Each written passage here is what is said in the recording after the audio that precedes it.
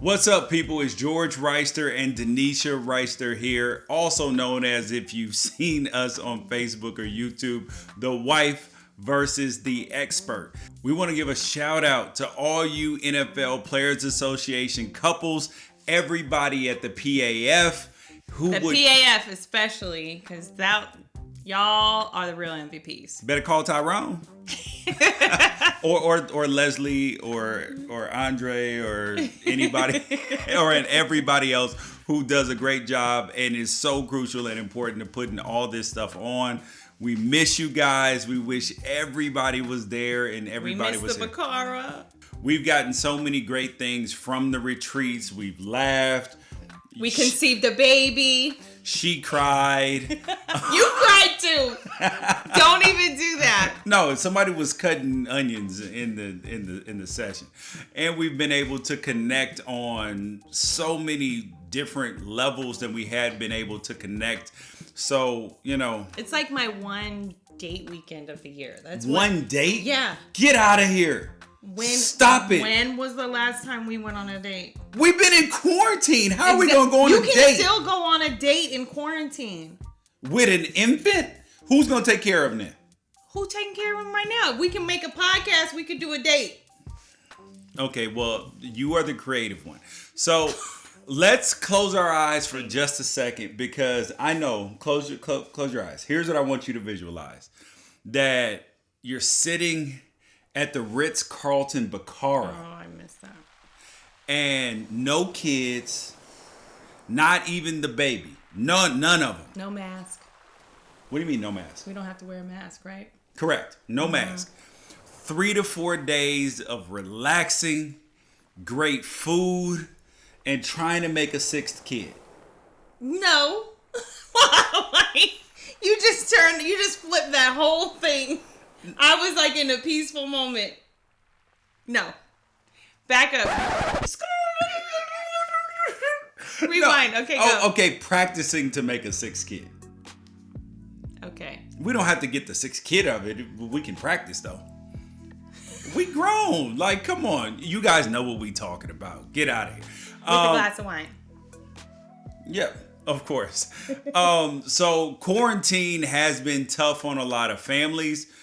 But truthfully, it doesn't necessarily have to be. And I talked about it on my podcast that I had coronavirus guilt, because things for our family in general have been better during quarantine. We've had a chance to spend a lot more quality time together. We've slowed down. Granted, we want to get back to doing the stuff that we were doing, but not having baseball, basketball, football games every single week was like, wow, like this is cool. We get a chance to do something else. And spend time and talk and do other things and it's time to and get not back. Be at work all day. Yeah. It's been good. So now it's time what y'all came for. That's the family meeting. And we started doing our family meetings in 2017.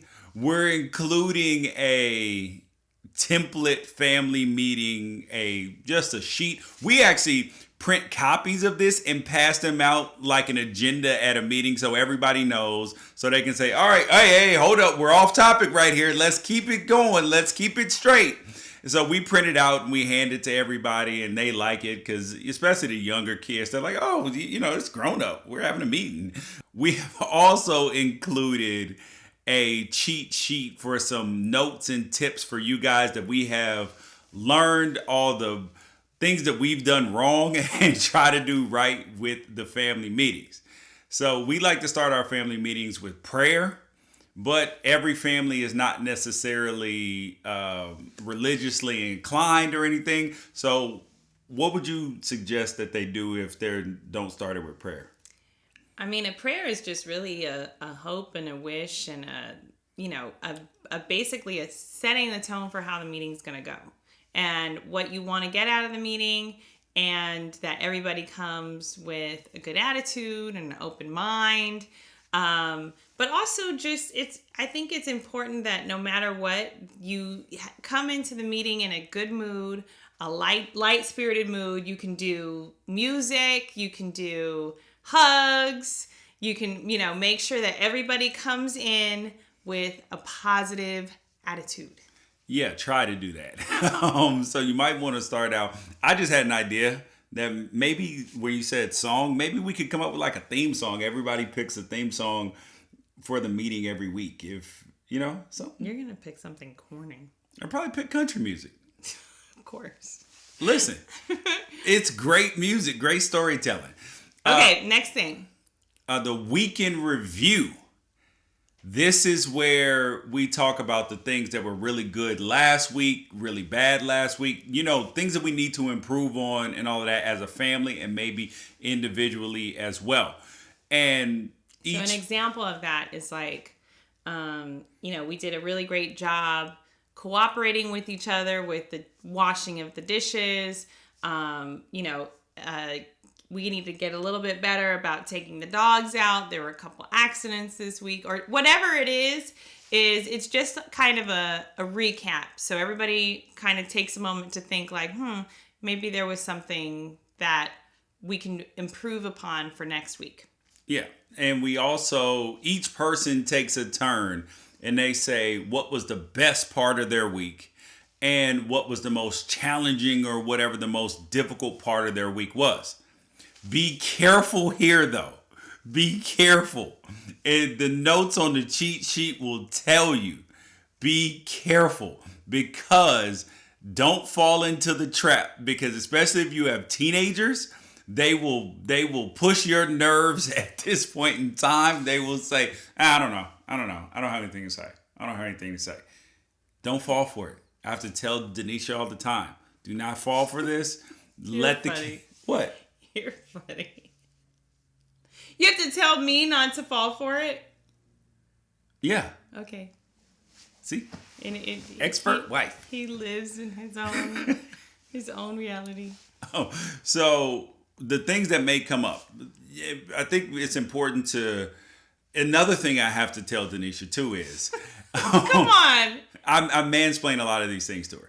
That's true. Make sure we're praising the kids for their academics the same way we do for sports, same way we do for if they do a great drawing, anything like that. So point number 3 is just kind of like updates and announcements. Like, where are we with things? Devin's getting ready to finish her second year. She's going to be moving back home in May. Caden's, when we're playing sports, Caden's football championship is in 2 weeks. He really wants everybody to be there. Damon is completing his, his special project outside of school. So whatever it is, we make sure that not just each individual kid is communicated to about their updates and announcements, but that the whole family is aware. And this is a great opportunity to take that time and just hit those buttons. And as you start doing family meetings, what you'll notice is the kids and you will say, oh, I'm going to bring that up at the family meeting. Yep. Oh, I'm going to bring that up at the family meeting. Because then you'll say, oh, great, because this is an update or announcement or one of the other topics that we go over. Yeah, if you're getting a new microwave, a new refrigerator, the solar panels going up, like that sort of thing that the kids wouldn't ordinarily know, but then they'll feel very included and connected with what the family is doing. And then that goes to point number 4, which is the schedule. I'll let Denisha talk about the schedule because I'm such a schedule master that I just want to make sure that she has learned all the things that I taught her about scheduling. So we actually use like a Google Calendar. And when we had all of the kids in a million practices and things like that, we actually had everybody subscribe to that Google Calendar so we could see where things were going. And we made it a very big thing for our children to make plans for things because, kids last minute will be like, oh, can so-and-so come over? Oh, can you run me to, what's that dang place? The trampoline place? Sky High. Oh, let's go to Sky High. Can I go to Sky High for this birthday party? Oh, I got a birthday party. And that just creates chaos and it goes all kinds of crazy. So when they know what the schedule is, they know they have to plan. And if they know that Caden's game is on this date, but Damon's game is on this date. We've got to figure out a way to make all of that work with Patty's birthday party or something like that. So that's how the schedule is really important. And if kids have something that's important to them, then it's important that they bring this up and they are starting to think about planning their week out. Yeah, and I think the biggest thing is really making sure that they have a voice in the schedule. Like that they can say, well, can we do it on Tuesday instead of Thursday? Because I was thinking about doing X, Y, or Z. Even though they may not get their request met, just the fact that it's heard and taken into account. And then you can say, well, no, we're going to do it on Tuesday because I can't do it later on in the week because I have to work or this or that. Then that makes them feel very important as well. And I would say that consistency and leading by example are probably king in this, because it's very easy to, really regiment the kids' schedules. But if that's not how you're living, they're going to say, hold up, why are you treating my schedule like this? But then yours is kind of optional as things come up. So don't do that. We're in front of company. Don't do that. All I said was, The fifth thing is this is my favorite topic. It's gold. It's the topic of the week. No, the topic of the week, Denisha. Oh my gosh. So this may or may not make your family meeting each week, but sometimes you may have a topic that you want to talk about, which is you may have like kindness, support for each other, something that you really want to focus in on as a family. And sometimes it's this time of year when the kids are going back to school and it's time to set visions and goals and all of that, which is her favorite topic. And I think that when you are like, kind of modeling for your kids your own, like being reflective about yourself and areas that you want to improve upon personally, because sometimes, I think when you're a parent, you're not necessarily, your kids don't get to know you as a person. And this is in a setting like this, you're able to say what your own personal goals are. I'm trying to eat healthier. I'm trying a vegan lifestyle, or I'm pretty nervous about my new business that I'm launching, and I want to get to a point where I keep a positive attitude every day, or I get to the station by this time every single day. So I think when they know who you are as a person and what you're doing for yourself personally, I think it really opens like the floodgates for your kids to let you know who they are personally. And we've had, full on goal setting and vision boards for the family. And it has been fantastic. I can't say, I have like a little worksheet that I give them, and these kids, they come up with some fantastic goals. So what I say is that we try to bring that in on a weekly basis, whatever you're kind of thinking about yourself, but just taking just a moment to reflect on, how am I doing? How am I feeling? What could I be doing to improve upon myself, or improve upon my relationships, improve upon my grades, or anything personally, improve upon myself spiritually, any of that. When you're actually taking a moment to just reflect and you model that for your kids, it's a really great gift. And honestly, I'm so happy that they asked us to do this, because it's reminding us of how important all these things are. And especially now. So we'll give you a quick peek. This for a whole nother day, another time, showing you guys how to make vision boards for your family and for the kids. So here are some examples, our own examples. Vision board for on mine and Denisha's, which are in the same box here. We have our own personal goals, our family goals as well. And then here are some of the kids' ones. They do a really good job. She said they come up with all type of fantastic visions. And they came true. Yeah. And when you see them come true, that's always a big thing. But the most important thing I think that I've learned in that is to let the kids have their own vision and not be trying to direct their vision for them, because it's going to change, number one. And number two, I think that the biggest thing that I've learned is really embracing their own individuality. And then the next point that I've learned very much is going to be in point number 7. But then that goes to point number 6, because since we were talking about goals, is having family goals. Whether it's, we're going to watch a movie together, let's work out together, let's make sure we don't leave any clothes on the floor, all the dishes are done. And when you meet these goals as a family, then there should be some sort of reward attached to it on the back end. Because a lot of times we get to talking about, this is what you're supposed to do, this is all this. But wouldn't it be nice too? Doesn't it kind of reinforce positive behavior when you're saying, hold up, we did a good job. So as a family, we're going to get X, Y, and Z. Because the kids always have wants and things that would make, small things that'll make them very happy. And if you attach it to that, then they'll say, okay, this ain't a big deal. And I get a reward at the end. Hell yeah, I'm signing up. Yep. See, I have to teach her all these things. So I'm the man. The next one is the one that made you most uncomfortable when we first started doing family meetings. Do you remember that? Yes, because kids are supposed to be seen and not heard. Anyway, express yourself. And we really, really made it very, very clear. You can say anything right now. Like, you can say what is respectfully, though. Respectfully, but you can say what you feel. And truthfully, they said some stuff. Like, the kids actually said, like, I don't think it's fair that blank.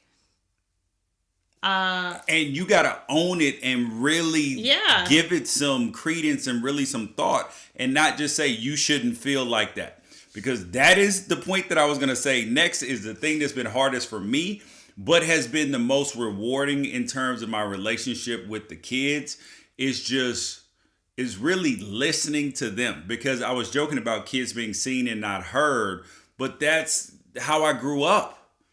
I mean, truly. I mean, that's how a lot of us grew up. And really acknowledging their feelings, even if they don't get what they want, just the fact that they know that you care enough about their feelings is, I think, a big deal. Yeah, and validating their feelings, letting their feelings be their feelings, and, maybe as a parent, providing some context for why they may feel like that, but also saying apologies. That's important. Or just saying, I'm going to really work on that. Or I didn't know you felt that way. So those type of things, like when you set that groundwork for them to really like be themselves as a person and get to know them as a person versus knowing them as their parent. I think it really just opens the door for a lot of new things and a lot of closeness and family intimacy, where you're just like, okay, I love you because you're family, but I like you because I know you, and I hear you because you tell me how you feel. And I cannot tell you enough of how effective that was when we first started doing our family meetings, and how just doing this right now is a reminder of how much we need to really stay on top of it. And it's important to with allowing them to express themselves, it actually cuts out some of the secrecy that naturally happens as teenagers get older. They gravitate to their friends more. And if they can have a safe space where they can say stuff, and they know that sometimes they're going to get consequences for it, or that there is, it's not going to be met with pleasure. Not at the family meeting.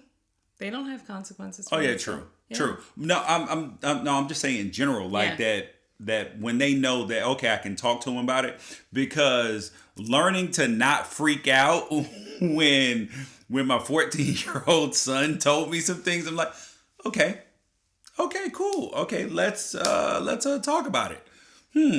Or just challenging you, in a way, like, I don't like it that you do this. And I don't think you did this fairly or something. And then it's like, whoa. Let me really think about it. Like, didn't think about that. And a lot of times, I will say literally 90% of the time, they're right. They are absolutely right. And kids, a lot of times, have really good ideas and thoughts, too. I mean, no, seriously, they really be having Shocking. They be having some good ideas sometimes. You probably listen to them. So even if something is not necessarily going to change, just hear them. They're not wrong for their feelings. And I used to think, well, in black households especially, I don't know about your household, but in black households especially, they say, oh, when kids express themselves and all of that, they'll say, oh, that's how white kids talk to their parents. And it's like, but it can be done in a respectful way. Like there's a hybrid, because I don't think all obviously white kids disrespect their parents, but that's the way that people have thought about it for a long time. And I think that there's a hybrid of the two, where you can have a respectful conversation, but then still be allowed to say the things that are on your heart and mind. And part of that is, like I try not to yell at the kids very much in terms of, out of anger, but just making sure that when we have a conversation, because sometimes things do get heated, especially with the older ones, like the 20-year-old, 14-year-old. And it's like, hold on, no. Let's bring it down. I'm going to speak to you with respect. That's what I expect back. And let's have a discussion about this. Well, I think that the transition with that's something different, is that our 20-year-old is not a kid. You have to communicate with her like she is an adult. Yeah. She's not a kid anymore. Ish. She's not a kid. Ish. She's 20 years old. You have to respect that. But my point in saying that is that then, she has a chance to communicate that. And sometimes, certain families will exist where there's communication lines that are open between certain members, but not all of the members.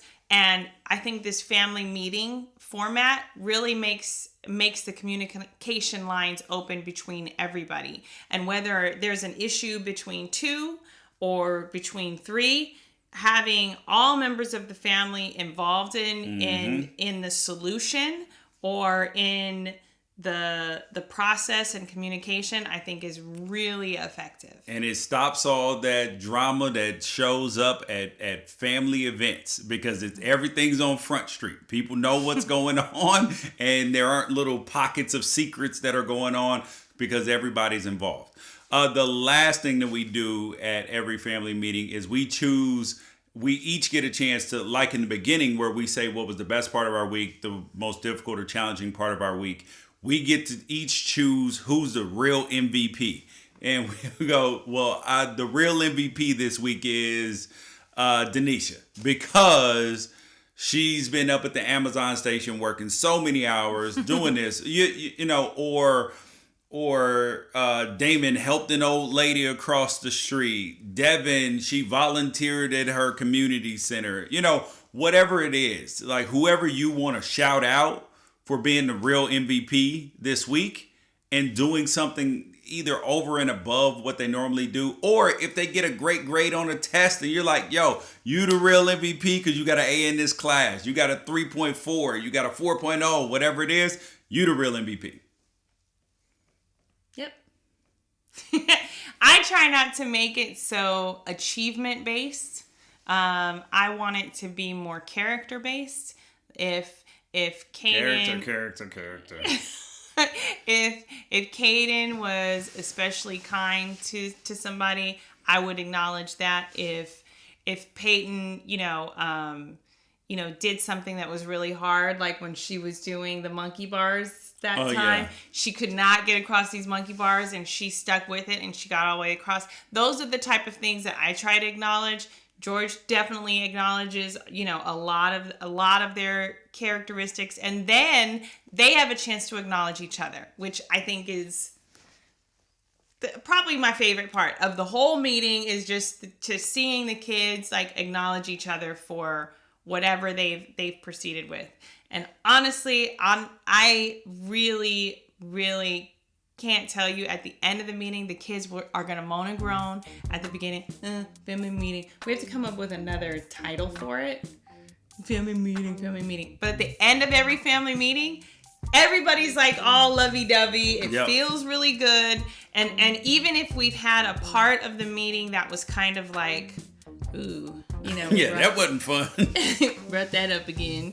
It still comes back around with the real MVP that it ends on a really positive note.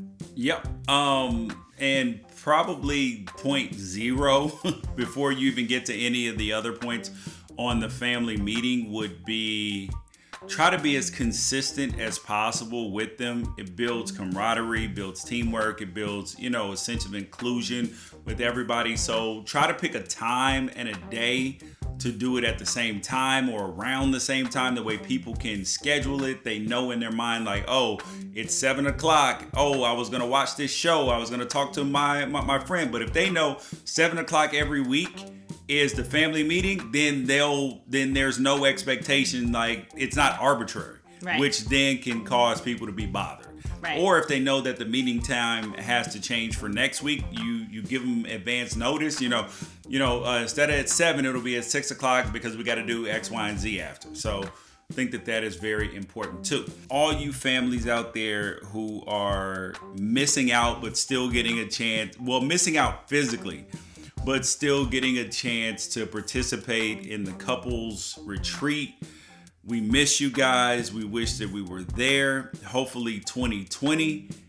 2021 will not be a 2020 and it will be significantly better. We hope you all stay safe and healthy. We wish the best for you and your families, and we are praying for all of the couples and the marriages to be healed and happy and whole and better than ever. What does that do? Listen, I was Why hot. would you were face... gonna wipe your sweat onto your shirt before we film? I'm not getting enough light off of this. How your big old head is blocking it. See, when I record my own videos, I don't have that problem. Your face is enormous. Look at your face, and you say I have a big head. Is that contour or you? Nah, I didn't even contour this. You know what I'm saying? It's all me. It's all me. Actually. Oh my goodness. You need to get it together. So Okay, let me talk. Okay, go. Jeez Louise. What were we saying? What? You've been sitting there for a long ass time. All right. Don't do that. What? You were like warming yourself up. I saw it. Okay. Are we ready? Yeah, I think we're ready to go. It's 5:00 somewhere. Cheers.